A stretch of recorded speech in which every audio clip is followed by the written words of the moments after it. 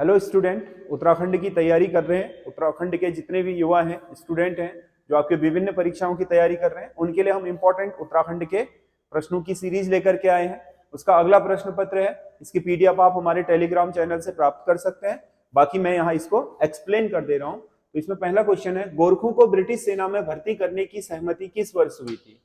गोरखों को ब्रिटिश सेना में भर्ती करने की जो सहमति हुई थी वो 1816 में हुई थी। वैसे तो नवंबर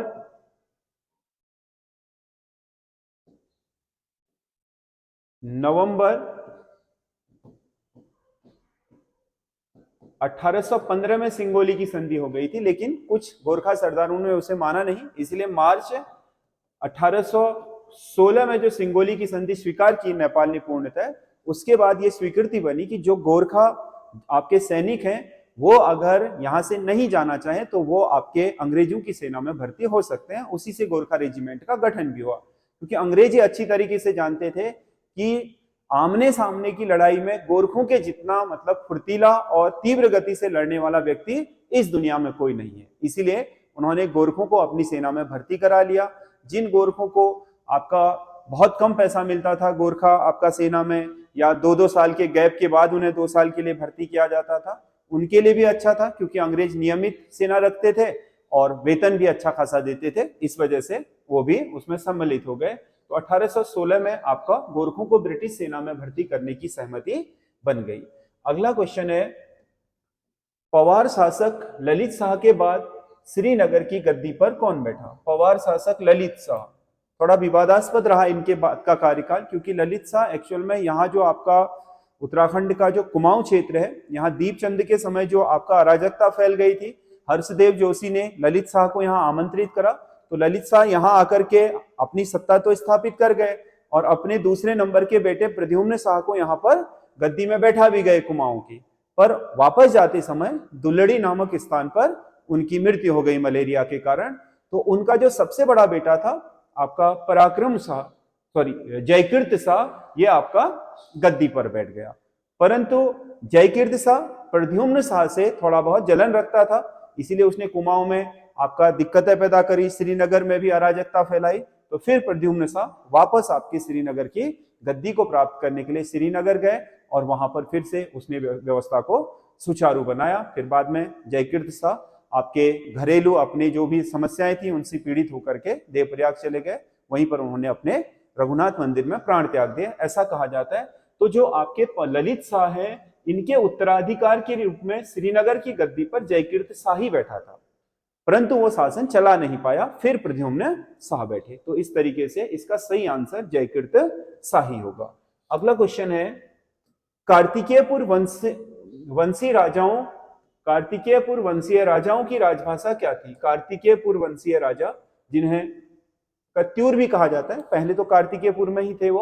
अब अलग अलग उसमें अलग अलग विद्वानों के अलग अलग मत हैं, क्योंकि उत्तराखंड के प्राचीन जो आपके 37वें पवार शासक है अजयपाल, उससे पहले के जो आपके उत्तराखंड का इतिहास है उसके विषय में बहुत सटीक चीजें हैं नहीं, अनुमानित है सारी चीजें। तो जो कार्तिकेयपुर राजवंश था उनकी जो आधिकारिक भाषा थी, यानी कि जो राजकीय भाषा थी वो संस्कृत थी। बाकी वहां जो बोलचाल की भाषा थी वो पाली मानी जाती थी। जो आम जन की भाषा थी, जिसे लोक भाषा बोलते हैं, वो तो पाली थी, लेकिन जो आपका इनकी राजकीय भाषा थी वो आपका संस्कृत थी।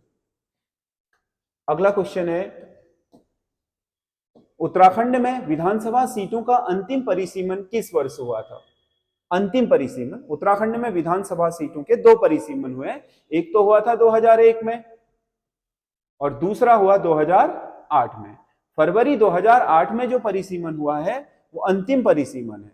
उसके द्वारा विधानसभा सीटों की जो सीमाएं और जो आपके क्षेत्र निर्धारित किए गए हैं उसी में अब तक चल रहा है। अब 2026 की जो आपके 2021 की जनगणना के अनुसार 26 में सीटों का नया आवंटन होना है, लोकसभा, राज्यसभा और विधानसभा की। उसके अनुसार क्या होगा वो देखने वाली बात है। लेकिन अभी जो आपका उत्तराखंड में सीटें निर्धारित है विधानसभा की 70 सीटें और उनके क्षेत्र, वो 2008 के परिसीमन द्वारा ही निर्धारित है और ये अंतिम परिसीमन है हमारे उत्तराखंड के लिए किया गया, जो निर्वाचन आयोग ने किया, क्योंकि ये परिसीमन केंद्रीय निर्वाचन आयोग करता है विधानसभा सीटों का।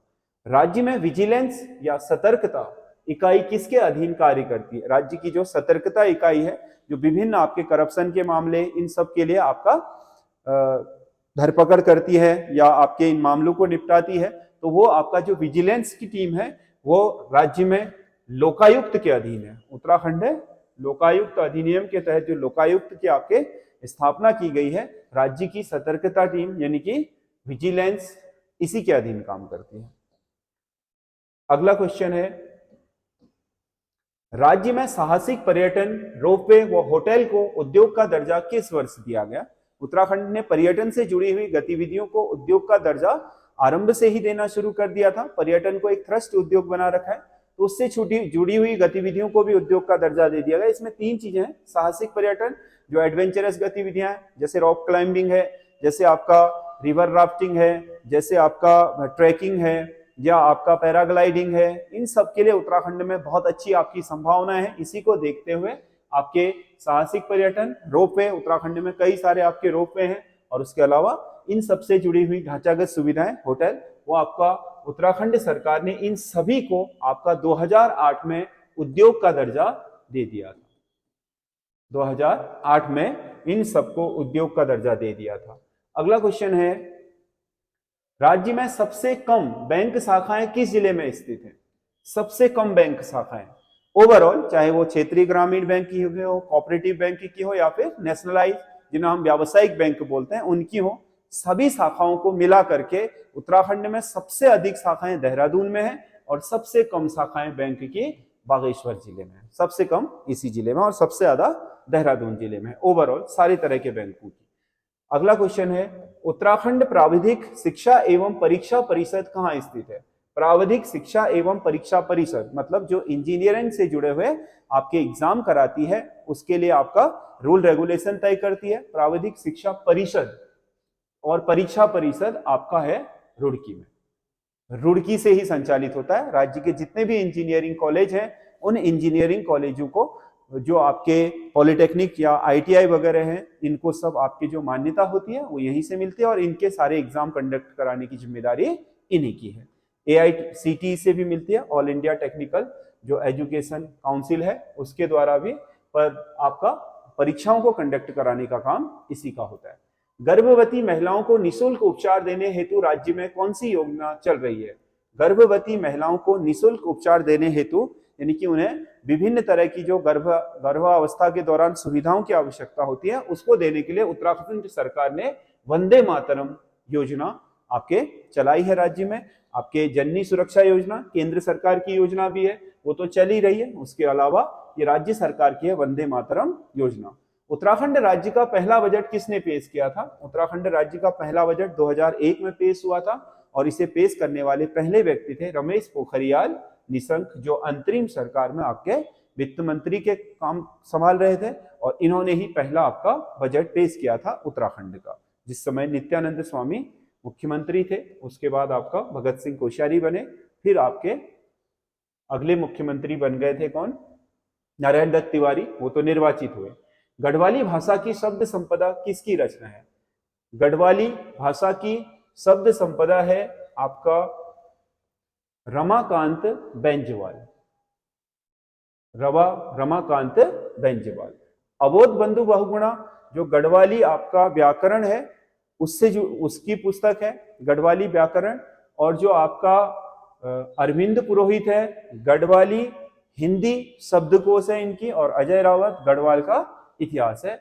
जो आपका गढ़वाली भाषा की शब्द संपदा, गढ़वाली भाषा की शब्द संपदा है, वो आपका किसका है? रमाकांत बेंजवाल का। ठीक है। अगला क्वेश्चन है, वर्ष 2001 में राज्य औषधीय पादप बोर्ड कहाँ स्थापित किया गया? राज्य में कई सारी आपकी औषधियों को खेती किए जाने और उसका आपका व्यावसायिक स्तर पर जो खेती है उसको बढ़ावा देने के लिए यहाँ पर औषधीय पादप बोर्ड 2001 में स्थापित किया गया था, जो आपके मुख्यमंत्री की अध्यक्षता में स्थापित है। और इसका जो आपका बोर्ड का मुख्यालय है वो आपका देहरादून में है। औषधीय पादप बोर्ड मुख्यमंत्री की अध्यक्षता में है, मतलब विभिन्न तरह के जो औषधीय पौधे उत्तराखंड में उगाए जा सकते हैं उनको प्रोत्साहित करने के लिए, क्योंकि उत्तराखंड राज्य को हर्बल स्टेट भी घोषित किया गया है। अगला क्वेश्चन है, द डिवाइन लाइफ सोसाइटी के संस्थापक कौन है? द डिवाइन लाइफ सोसाइटी के जो संस्थापक हैं वो हैं स्वामी शिवानंद। स्वामी शिवानंद, इन्होंने आपका ऋषिकेश में जो आपका द डिवाइन लाइफ सोसाइटी है उसकी स्थापना की थी। काफी जाने माने भारत के आपके विचारक और संत रहे हैं स्वामी शिवानंद। ऋषिकेश में ही इनका आश्रम है और द डिवाइन लाइफ सोसाइटी उन्होंने वहीं पर स्थापित की। अगला क्वेश्चन है, कार्बेट पार्क की परिधि के चारों ओर कितनी दूरी तक साइलेंस जोन घोषित किया गया है? कार्बेट पार्क के जो आपका ये कार्बेट पार्क है, इस कार्बेट पार्क के चारों ओर, इसकी परिधि के चारों ओर का जो आपका क्षेत्र है, ठीक है, इस क्षेत्र को जो इसकी परिधि से लगता हुआ कितना है 500 मीटर, आधा किलोमीटर का जो दूरी तक का क्षेत्र है चारों तरफ, उसे साइलेंस जोन बनाया गया। उसमें किसी भी तरह की आपकी भारी आवाजें, हॉर्न, ये सारी चीजें प्रतिबंधित हैं, ताकि वहां जो आपके पशु विचरण करते हैं उन्हें किसी भी तरह की दिक्कतें ना आए, इसके लिए साइलेंस जोन बनाया गया। तो इसका सही आंसर है 500 मीटर यानी कि आधा किलोमीटर। अगला, बंगाल सैंपर्स एवं माइनर्स ग्रुप सेंटर रुड़की छावनी की स्थापना किस वर्ष हुई थी?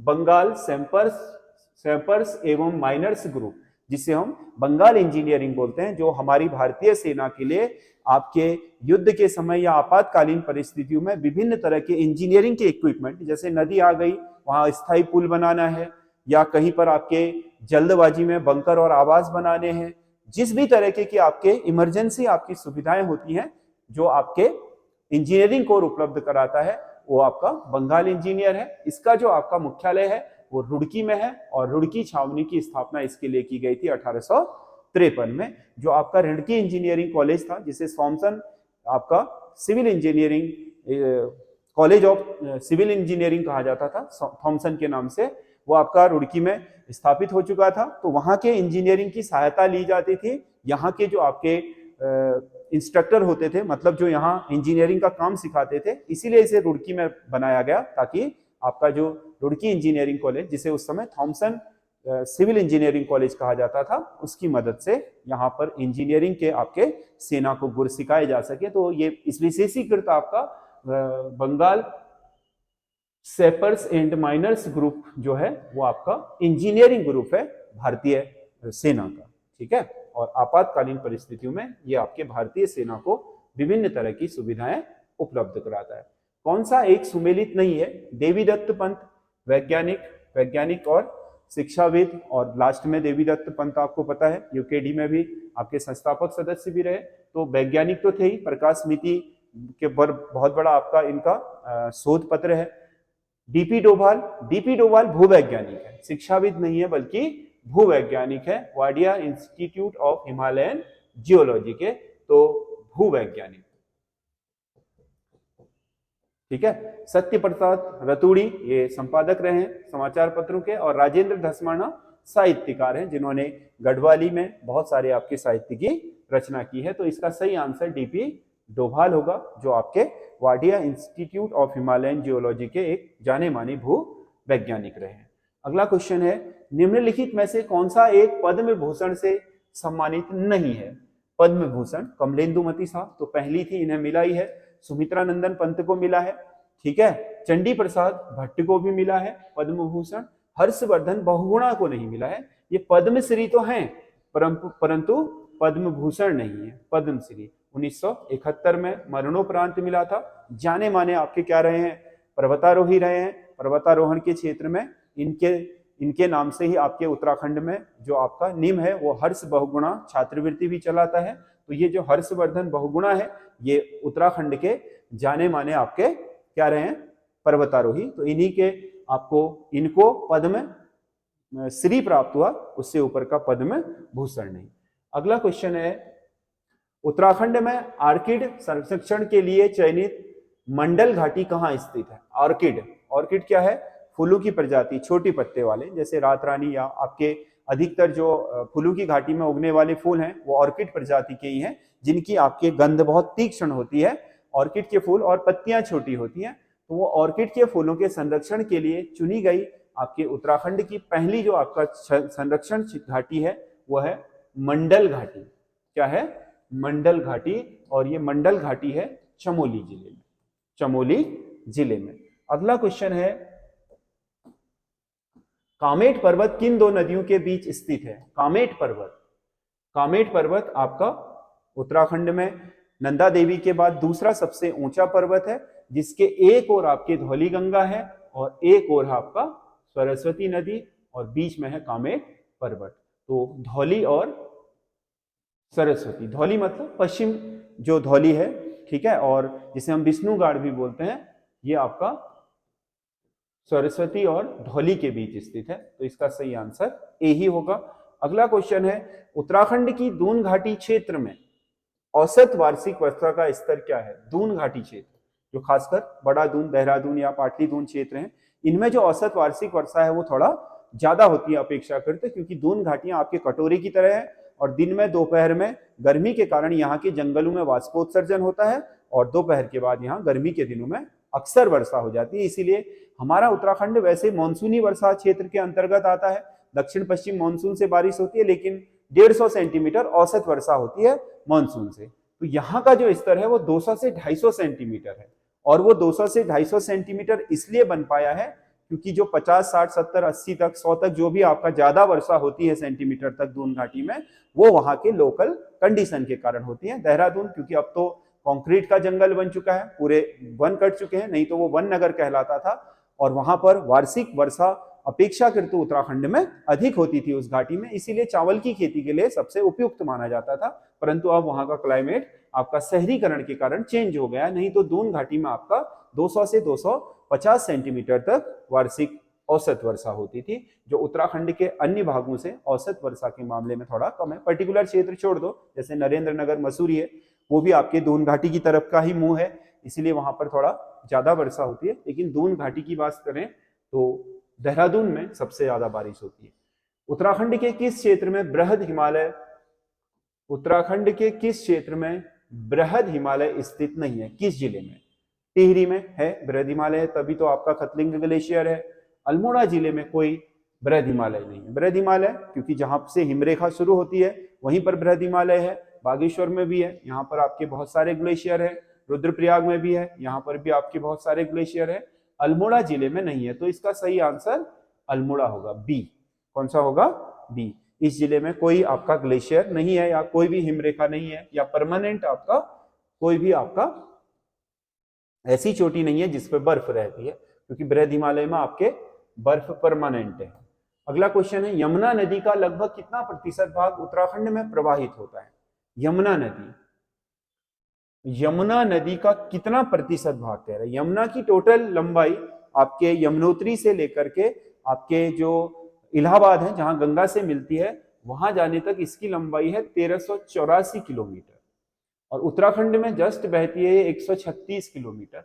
तो देख लो कितना हुआ, लगभग 10%, यानी कि कुल प्रवाह पथ का 10% यमुना का उत्तराखंड में स्थित है। उसके बाद हरियाणा चली जाती है, दिल्ली जाती है, फिर आपका हरियाणा, फिर उत्तर प्रदेश, और लास्ट में आपका उत्तर प्रदेश में ही इलाहाबाद में गंगा से मिल जाती है। पंच केदारों में कौन सा केदार शीतकाल में बंद नहीं होता? पंच केदारों में शीतकाल में बंद नहीं होने वाला केदार है कल्पेश्वर। ये आपका शीतकाल में बंद नहीं होता, मतलब ठंडे दिनों में भी नवंबर से लेकर के जो आपका अप्रैल तक अन्य बंद हो जाते हैं, जैसे रुद्रनाथ बंद हो जाता है, गोपेश्वर में पूजा होती है इसकी, तुंगनाथ बंद हो जाता है, मक्कू मठ में पूजा होती है, केदारनाथ बंद हो जाता है, ओमकारेश्वर, उखीमठ में पूजा होती है, लेकिन कल्पेश्वर बंद नहीं होता क्योंकि बहुत ऊंचाई पर नहीं है, इस वजह से तो ये आपका वर्ष पर्यंत खुला रहता है। पंच जो आपके केदार हैं उनमें से एक ऐसा केदार है जिसके मठ बंद नहीं होते वर्ष भर। अन्य के हो जाते हैं, क्योंकि अन्य के बंद होने की वजह क्या है? ऊपर बहुत दुर्गम होता है, पूजा पाठ करने के लिए पहुंचना बहुत कठिन हो जाता है, इसीलिए व्यवस्था निचले क्षेत्रों में दी गई है जहां बर्फबारी नहीं होती है। इंद्रकील नामक पर्वत किस जिले में स्थित है? इंद्रकील पर्वत उत्तरकाशी में स्थित है। ये आपका इंद्रकिला पर्वत भी बोलते हैं। कहा जाता है कि अर्जुन ने अपने दिव्य अस्त्रों को प्राप्त करने के लिए यहाँ पर इंद्र की तपस्या की थी, और इंद्र ने अर्जुन को दिव्य अस्त्र यहीं पर दान किए थे, इसलिए ये इंद्रकील पर्वत कहलाता है। अगला, जौनसार भाबर में राजनीतिक जागरूकता का जनक किसे कहा जाता है? जौनसार भाबर में जो पहले राजनीतिक जागरूकता के जनक हैं वो हैं गुलाब सिंह। लंबे समय तक आपके विधायक रहे, आपके उत्तर प्रदेश मंत्रिमंडल में मंत्री भी रहे और वर्तमान में इन्हीं के पुत्र जो प्रीतम सिंह है वो भी बहुत लंबे समय तक उत्तराखंड में चक्राता सीट से आपका विधायक बनते हुए आ रहे हैं। तो इनके पिता थे गुलाब सिंह और उन्हें ही जौनसार बाबर में राजनीतिक जागरूकता का जनक कहा जाता है। तो ये 25 क्वेश्चन है उत्तराखंड के जो विभिन्न सेक्टर से हमने लिए हुए हैं। आपको कैसे लग रहे हैं हमारे पेपर, आप कमेंट जरूर करिएगा और उत्तराखंड के विभिन्न परीक्षाओं की तैयारी करने के लिए हमारे चैनल के साथ बने रहिए। हम ऐसे ही वीडियो, इससे भी अच्छे वीडियो आपके लिए लगातार लाते रहेंगे। धन्यवाद।